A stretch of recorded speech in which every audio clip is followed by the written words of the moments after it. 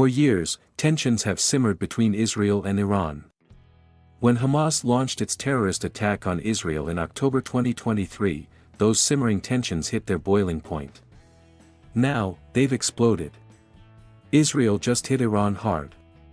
The world may be on the brink of a war that could embroil the entire Middle East.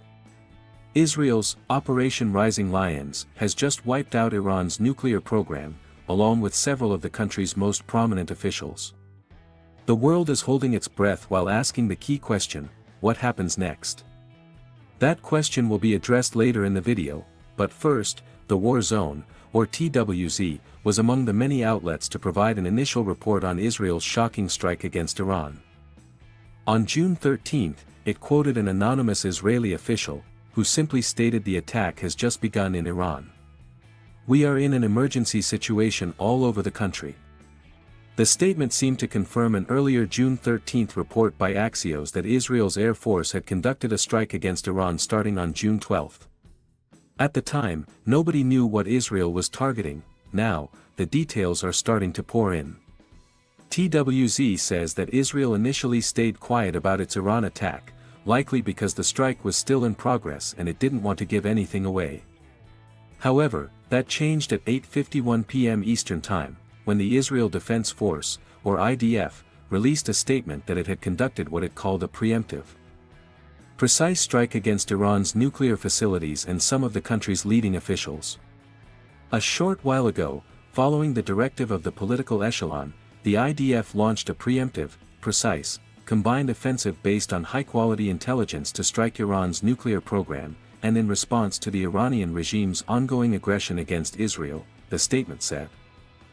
Dozens of IAF jets completed the first stage that included strikes on dozens of military targets, including nuclear targets in different areas of Iran. The IDF statement goes on to explain that Israel conducted the strike because the Iranian regime has been waging a direct and indirect campaign of terror against the state of Israel, by funding and directing terrorist activities via its proxies across the Middle East, while advancing toward obtaining a nuclear weapon.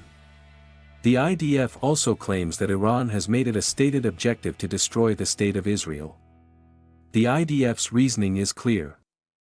It's claiming that it had to hit Iran hard now for several reasons.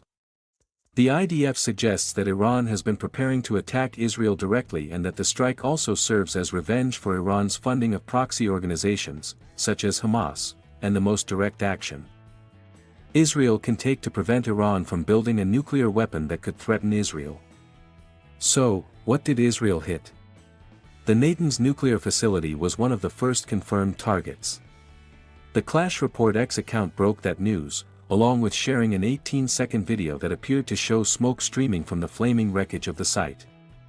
The site is part of Iran's nuclear program and is protected by a concrete shield that the Times of Israel says is about 25 feet thick. Public knowledge of the site dates back to 2002, which is known to contain centrifuges that are buried up to 164 feet underground. That all makes it an obvious target for Israel if the IDF wants to take out Iran's budding nuclear capabilities. But Natanz was far from the only site that Israel hit in Operation Rising Lion. By 9:30 p.m., TWZ was also reporting on strikes against the city of Paranshar. These were different from the earlier strikes.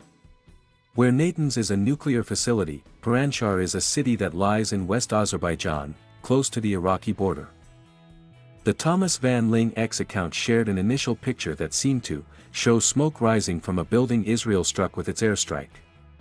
A later post from the same account came with a video reporting to show a lot of secondary explosions at a targeted site in the city. Van Ling speculated that Israel may have struck Paranshar because it was home to an Iranian ammunition depot. Another target down. Other reports tell us that Iran's capital of Tehran hasn't escaped the IDF's wrath. The OSINT Defender X account reports that search and rescue operations are already underway at multiple locations across Tehran, suggesting that Israel hit Iran's capital city hard. It shares footage of an unspecified building in the city that is being examined by a crew of rescue workers. TWZ also reports that Iran's state press is reporting that a fire is raging either near or at the Tehran headquarters of the Islamic Revolutionary Guard Corps, or IRGC. These initial strikes against Tehran only seem to be the beginning.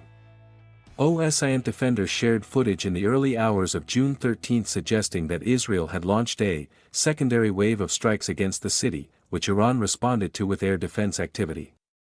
The devastating picture Israel painted with Rising Lion is becoming clearer. Yes, this was a precise operation in terms of what Israel hit. But it wasn't an operation in which Israel focused on a single site. It hit multiple locations in Iran, all within minutes or hours of one another. In a concerted series of aerial strikes designed to take out some of the country's key nuclear and military facilities.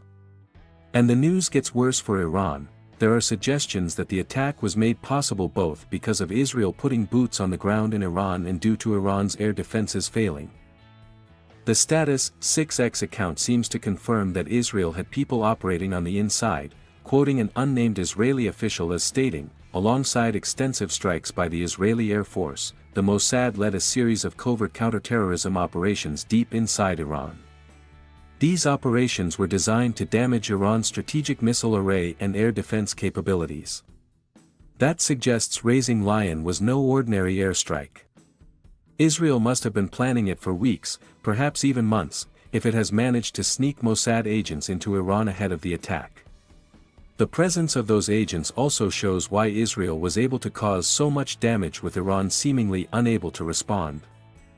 The official is suggesting that Mossad agents ran sabotage operations to take out Iran's air defenses in key locations, creating the openings the IDF needed to rain missiles and bombs down on several key Iranian targets, and by target, that word doesn't just mean a nuclear facility, an ammunition depot, and some buildings in Tehran. Israel was going after people, too. TWZ reports that the strikes on Tehran, in particular, focused on key personnel within Iran's military. It says that the Chief of Staff of the Iranian Armed Forces, Major General Mohammad Bagheri, is among those who've been killed in Israel's strikes.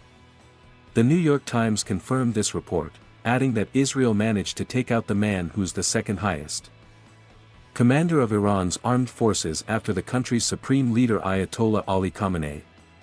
And Bagheri was just the start. The New York Times also says that Israel's strikes took out General Hossein Salami, who's the chief of Iran's IRGC. This may explain the fire seen at the IRGC headquarters. Israel may have hit that building to get at Salami, allowing it to take out two of the key figures in Iran's military. General Ghulam Ali Rashid, who served as the deputy commander-in-chief of Iran's armed forces, has also been killed by the strikes. Outside of military personnel, Israel also targeted some of the most important nuclear scientists in Iran. Mohammad Mehdi Taranchi, who was a theoretical physicist and the president of the Islamic Azad University in Tehran, now lies dead. So too does Firidown Abbasi, who was the former head of Iran's Atomic Energy Organization.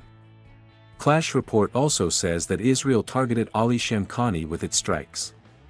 He was the head of Iran's nuclear program and a trusted advisor to Khamenei. For a while, nobody knew if Shamkhani had been killed, though his residence was reported as being struck. TWZ even reported that Shamkhani was still alive. However, CNN was among the first to confirm that he had also passed away. There was one bright spot for Iran. Though Israel took out some of the country's most important military and nuclear minds, it didn't manage to kill Ali Khamenei himself. He is confirmed to still be alive. That's likely intentional. Taking out military officers and nuclear physicists is one thing. Killing a country's leader on his own soil is tantamount to a full-blown declaration of war and would force Iran into a drastic response. More on that later. What's unfolding here appears to be a clear decapitation strategy that accompanied Israel's attacks against some of Iran's key nuclear facilities and military bases. In the space of 24 hours, at least 6 of Iran's most important military and nuclear minds are dead. With the idea being that their loss will create chaos in the structures of the organizations they ran. Khamenei has just lost some of his most trusted advisors. He's also lost some of the brightest minds in his country, which brings Iran's nuclear program screeching to a halt. This is massive. And it leads to the obvious question, why did Israel do this? TWZ adds that Israel is doing this alone. In the past, the US and other allied forces have worked with Israel to nullify incoming drones. Not this time. And that brings us to the US response to what Israel just did with Operation Rising Lion. It would be easy to assume that the US may have helped Israel to conduct its series of airstrikes. After all, it was only back in April that Reuters reported on Donald Trump telling Iran that there would be all hell to pay if it didn't abandon its nuclear program and start negotiating with the US.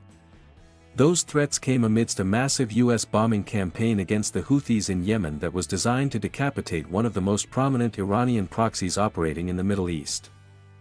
However, that assumption would be wrong. The US claims it had nothing to do with Operation Rising Lion. Secretary of State Marco Rubio has already come out to try and distance the US from Israel's latest act. "We are not involved in strikes against Iran and our top priority is protecting American forces in the region," Rubio said. "Let me be clear, Iran should not target US interests or personnel." While this statement was phrased as a warning, it's clear that the US is trying to show Iran that it hasn't been working behind its back to help Israel as nuclear negotiations are ongoing. That means it's also unclear what, if anything, the US knew about Rising Lion before it happened. According to the BBC, Israel has advised the US that the strike was necessary for Israel's defense. Whether that advice came before or after Rising Lion started isn't known. US President Donald Trump is unlikely to be happy.